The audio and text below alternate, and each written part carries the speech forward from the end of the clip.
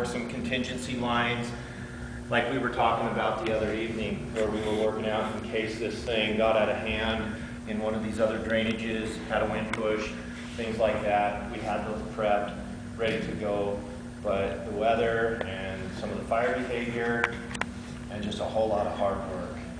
We were able to go in tight against the black, get some line in, a lot of aircraft use, and did a good job capturing it. So there's a lot of red lines on here, but there's a lot less red lines now, which means open fire line, than it was the other evening. So on the back side, folks went in. Some of these lines in here, we actually do have some tight line in there. I'm just waiting for my division suit to come in and update the map. But we've got some good tight line in there. They've got it checked. They did a little bit of burning in here just to shore it up because it was unsafe for them to go in, and what we call underslung line. So if you put line halfway up the hill or halfway down the hill, it doesn't hold fire very well. It allows stuff to roll down it, catch the fire below, and it goes back up or whatever, but it rolls down the hill. So we try to catch it at the top, at the bottom, somewhere where it's going to be secure and it's going to stay there. So we do have that captured. We've got line all the way around it. Black Snake Road, we haven't had any problems since the first evening. All of that's held very well. Where we had a little bit of trouble is down over here from Stewart Cabin South, down around the top edge of the watershed there. We had it hung up on Green Ridge. It got down, the wind kicked it around, and it made that push one evening on us.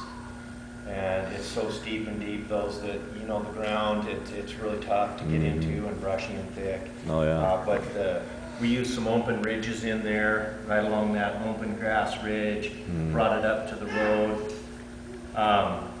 We've got it hung up on the road there. We've got line around it. We've got some dozer line that isn't showing right around the tip of it here. And then as we speak, we've got some hot shot crews in there working, and they're going to close that gap. If they don't do it today, they will have it done tomorrow. They're doing really good in there. Nice. And then we've got a lot of this shored up as well. We've got it down along that road in the bottom of Blue Creek. Wow. So overall, it's going really well. We've had some strong winds on it today, but we didn't have any problems with it, with the winds. The cooler temperatures, little higher humidities, really kept it at check. And some of that stuff, what we call, gets wind tested.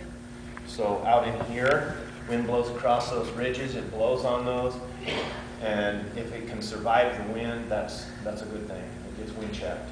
So strange little terms out there, but we're going to be on it, and we're still going to be pushing real hard. We're not going to slack off. And,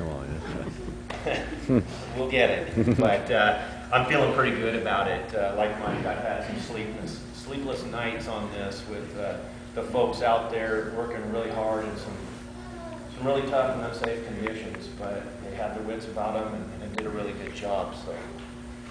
So we'll be going in and mopping it up and getting those lines secure. Doing your thing. Which is a little shorter tonight.